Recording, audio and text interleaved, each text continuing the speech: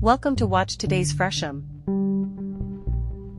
On the low-lying, grassy banks of Quantuck Bay on Long Island is House Q.B by Belgian architecture firm, Vandenborre Architecten. Conceived as a calming retreat from which to observe the surrounding landscape, the home is a study of restraint. We were asked to design a house that interacts with the landscape in an original way, says architect Steven Vandenborre.